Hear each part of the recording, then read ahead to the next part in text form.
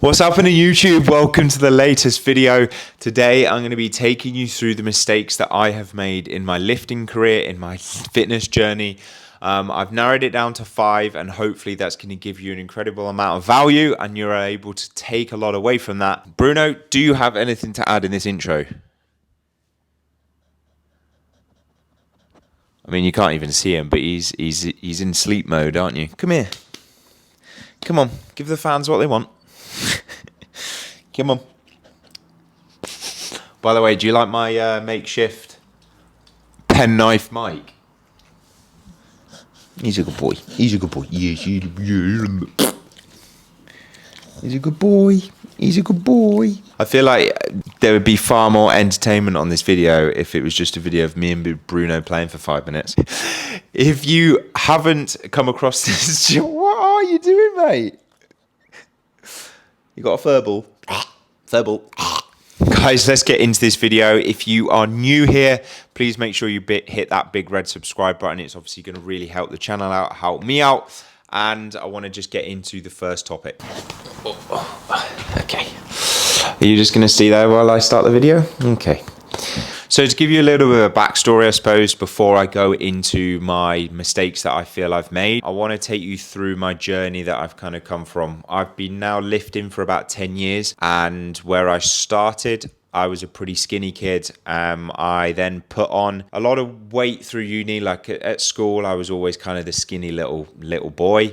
And then at uni, I couldn't rely on a fast metabolism and put on a lot of weight, crazy amount of food, crazy amount of beers. People used to call me the cheesy chip monster or the beer monster, depending on what I was consuming. But I put on a lot of pounds, and that was kind of a process where I didn't really feel happy about myself. I wasn't confident, I wasn't feeling good, and obviously everything that comes from that. I was in the uni culture, drinking every night, going out every evening. I had a kind of eureka moment when I was in the library with some friends doing some uni work. Must have been the night before a deadline, otherwise I wouldn't have been in the library. And my belt buckle broke when I sneezed. So, boof, belt buckle breaks, and that was kind of my moment where I was like, man, I need to lose some weight. So I then went on a journey of lots of cardio. Like, I was a bit scared of the weights area. I'd kind of been in the weights area when I was kind of 18, but not really massively. Whereas at uni, I was then like trying to get into the gym more and more consistently. But whenever I was on my own, I was a little bit like, I won't go over there. I'll go use the machines over here, or I'll go on that treadmill over there, or that cross trainer's free, so I'll go on that. So I just used to do a lot of cardio, to be honest, and wasn't fueling my body with enough food. All that then happened was I became incredibly skinny, which I'll then post a photo of now as well. So kind of went through that transition of skinny boy at school, then to packing on some pounds, and then back to skinny kid. Obviously led to a path where I was like, okay, now I need to get bigger again. So then I started consuming mass gainer shakes. I started consuming every calorie under the entire sun. Put on some muscle, obviously, of course, was then doing more strength training, getting into it, but uni culture, still those kind of things was getting in the way, a lot of it. I haven't got regrets with uni. I've spoken to people. If anyone ever asked me this question and said, hey Alex, I'm struggling to see results, I'm at uni, I'm things like that, I'm like, man, just live your life, just enjoy yourself. Don't worry about trying to get lean and in shape when you're at uni, unless it's like your career path and that's where you're trying to go to. If you're at uni and you want to have fun,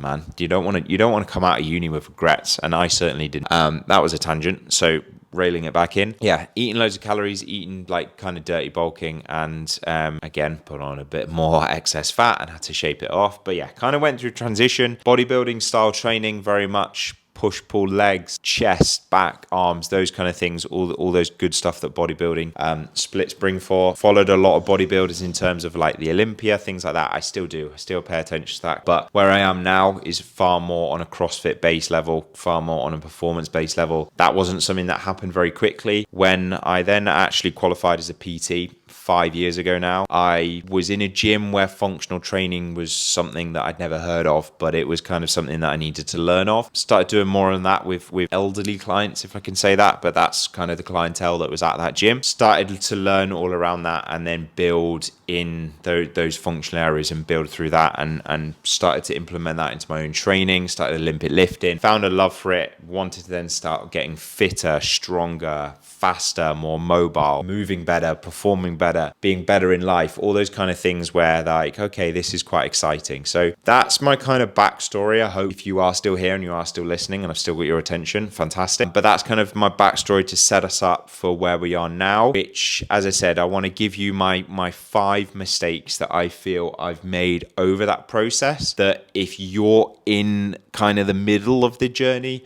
you can take away from that and then avoid it and put it to one side and take my experience from it, that you shouldn't do it, that you should go, Alex said not to do this, so I'm not going to do it. My first thing, and it's going to hit a few people in the heart, being as lean as possible doesn't necessarily make you happy. In fact, it probably doesn't. Being as lean as you possibly can and being one paper cut away from being in the A&E all night, something that comes with immense sacrifice and something that has a massive impact on friendships, your relationships, your family life. That level of dedication is so flipping high, and it has a massive downgrade effect on the other things that you like doing in life. That's just one part of it. But at the same time, your energy levels are going to be low. You're not going to be feeling good.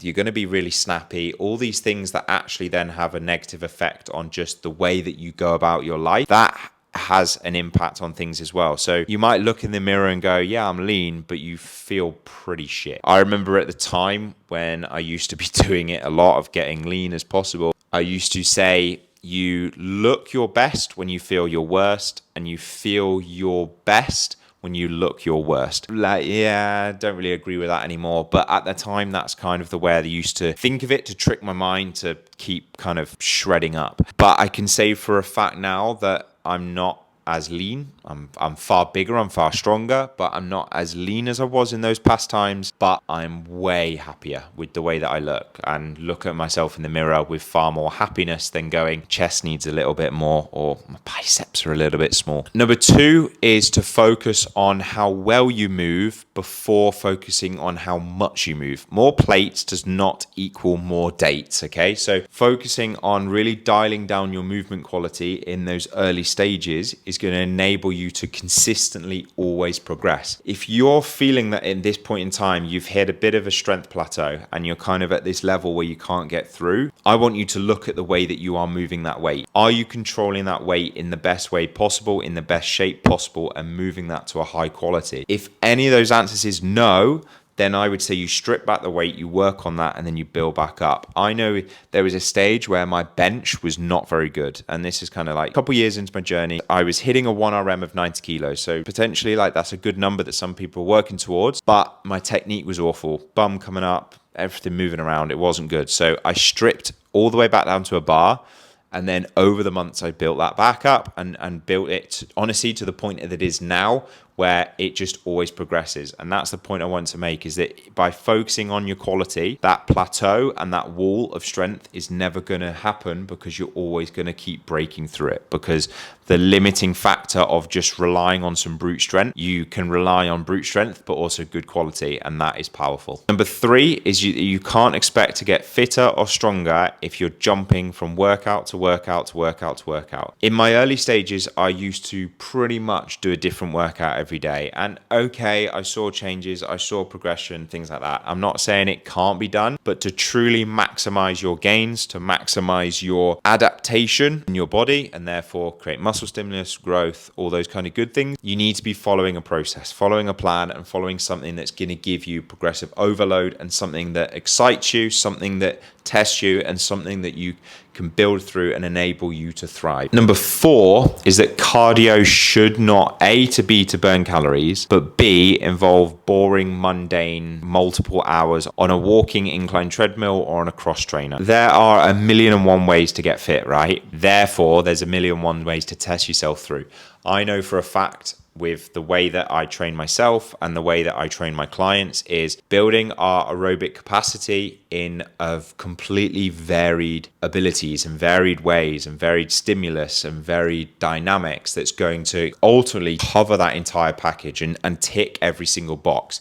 That's something we're massive of in the Every Move Academy, is leaving no stone unturned. That approach of train all of it, ready for any of it. That is why our tagline of fit for purpose ticks all those boxes and explains that to a T. Don't be thinking cardio sucks, cardio is boring. If that's what you think, then you are doing it wrong. And number 5, which is my final point I want to make, is that looking fit and being fit is two very different things. If you look jacked and ripped, but you can't walk up the stairs without getting out of breath, then you need to seriously take a look at yourself and look at your training and start implementing more fitness elements into said training. Have the performance to match your physique. Look fit, feel fit, be fit. That's what it's all about. Have that element where someone looks at you and you're able to back up the way that you look with the way that you perform. That's what it's all about, right? That's how you can thrive in life. That's how when you're 50 years old and you've got kids and there's like all these things and they're chasing you up a mountain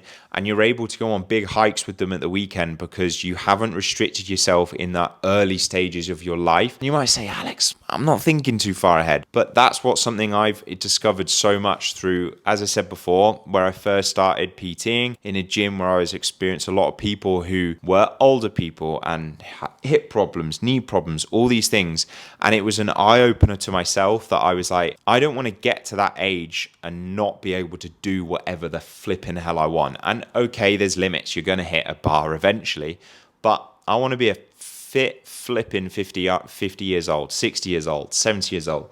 Age is just a number, right? But having that process when you are at an early stage and putting yourself in that place when you are at an early age is going to set you up for the position when you do get older. So to conclude, I hope you can take a lot away from that. Like, don't make the same mistakes I had. Make sure that you are looking at things from a fitness point of view. Of course, we want to look good, right? Who doesn't? At this current point in time, you'll know from following me in the recent videos, I'm trying to lose body fat, but that isn't my sole focus at the moment. It's not going to be the be all and end all of my happiness. I've probably only got a couple more weeks until I'm like, you know what, that'll do. And I'm fine at that level. I don't need to take it to the extremes of let's get freaking shredded, dude, because what is the purpose? What is the point? Is it going to affect then on my performance level? And if I start getting weaker, if I start getting less fit, if my energy level starts suffering, if I can't then be as productive in my business, why? Why would you do that to yourself? So it's asking yourself those questions and making sure that you therefore discover and unlock your full potential. That's what life is all about. So I hope you can take a lot away from this video. Make sure you drop it a like, hit that subscribe button if you are new here and you are still sticking around. As I always say, if there's any videos you want me to do, if there's any topics you need me to cover that piss you off or you see and confuse you or you just need more clarity, please drop them in the comments, because you might be thinking it, someone else might be thinking it, and I will answer it. And apart from that, I hope you have a fantastic evening and I will see you in the next one. I will see you very, very soon. Alex out.